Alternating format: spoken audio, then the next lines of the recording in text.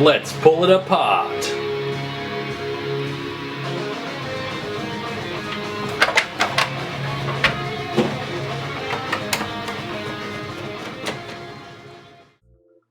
That was pretty rockin' music, but we've got to keep it simple here using junk music I've made. Anyway, a few screws on the bottom. These units aren't actually serialized, which is a bit annoying when you're a collector. I tend to like to have serial so I can keep track of what's what.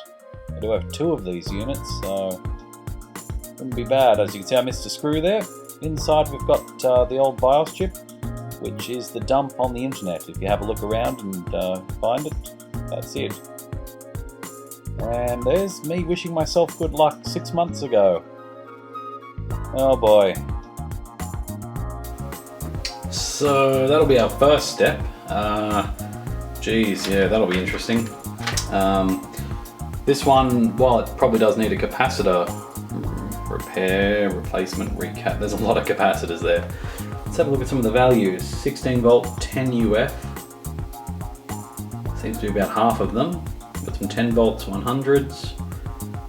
16 volt 10 UF does seem to be the majority though. There's a 47. A couple of 2.2s.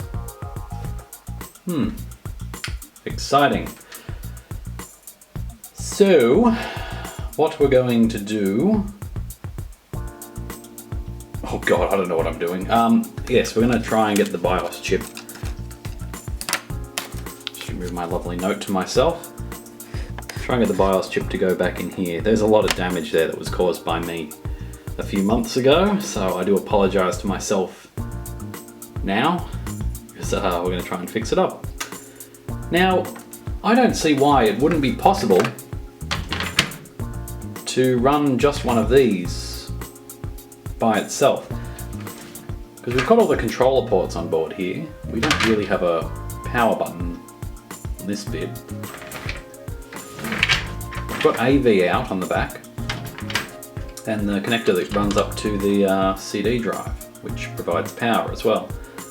So I guess if I could work out where the power comes in, which should be pretty easy, I'd imagine it would lead to this chip over here. I didn't point at that because I don't know where it is.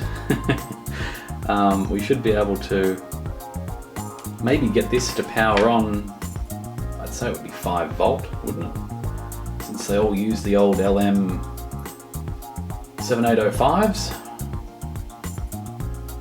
Ideally I should plug the other one in and check, but because the actual units themselves are in a million pieces at the moment, the actual boombox part, just have to forego that luxury. Oh well, let's get into it.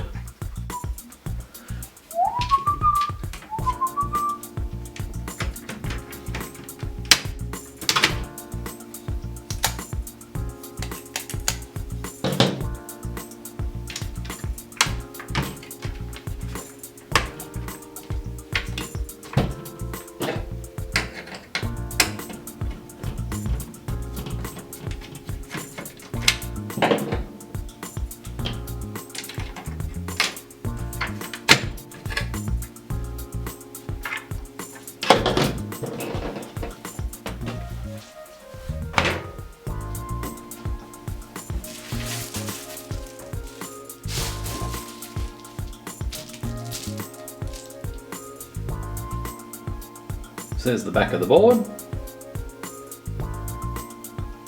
Melted a bit of that when I used a heat gun for this one.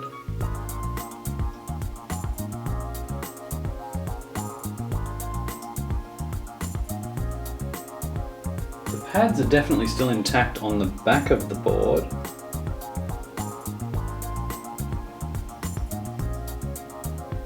Which looks like it's not going to be a problem. So yeah, that's actually quite good. So if you have a look at this BIOS chip I did remove, you'll notice, let's see if I can zoom on that, there are these little things here, which are actually the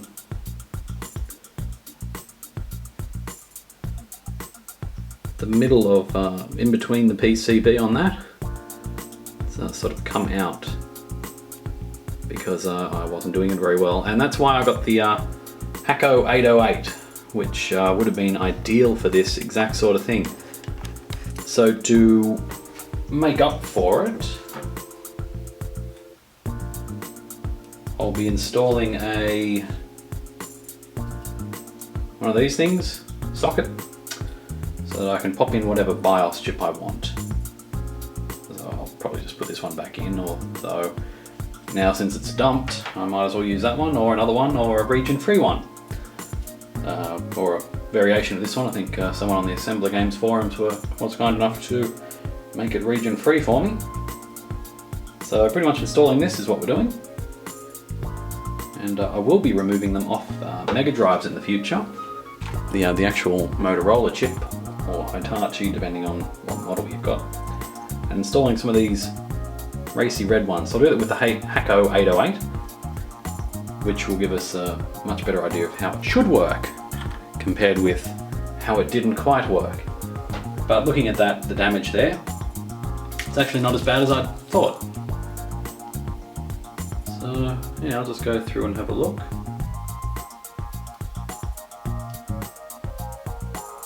The traces also come to the top of the board, it looks like. That could be where my problem is. So the underside is fine. All the little traces run off. From the underside. So all these little fellas along here, just trying to focus that. They're all fine, they got no problems. But this side, these ones here, that one, it's like ripping off pads off a board, solder pads. When you're doing capacitors, it's the same sort of thing, so it just involves trace wires and a lot of patience. Which, lucky for you, I happen to have. Although if I'd done it right in the first place, I wouldn't be having this problem, would I? Oh well, you learn. So I can see at least 1, 2, 3, 4, 5, maybe 6 on the actual chip itself that is still attached to the legs. So let's go through here and have a look and determine what I need to do. And then we move forward in the name of science. Stay tuned.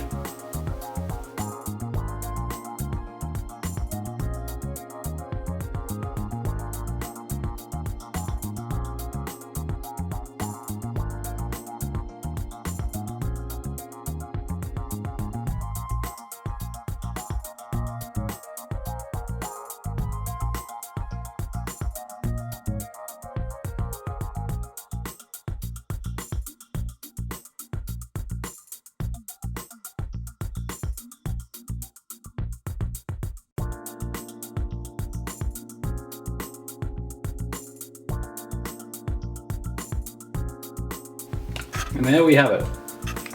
So a whole bunch go from this area over to here. These ones tend to go over here-ish. Some go back around here. Ones on this side go up to this chip. A few of them go under the chip, which is why I was just running the probes along, which is probably a bad idea if there's any charge anywhere. A lot of capacitors. And the top other ones don't look too bad. So I'm gonna get onto this and we'll report back. Also, interesting to note that the onboard battery over there has 0.4 volts. So I'll need to find a compatible battery if I can. I think it's something relatively simple. I might even already have one. VL 2020, but it's got 3 prongs instead of 2, which I think was my problem last time when I went looking for one. Oh well, that's where we're at. Hopefully we'll get it back working. I'm going to have a look, see if I can't find where the 5 volts comes into the unit. And if I can find that, we might be able to power it on, see what it does. Or see what it doesn't do.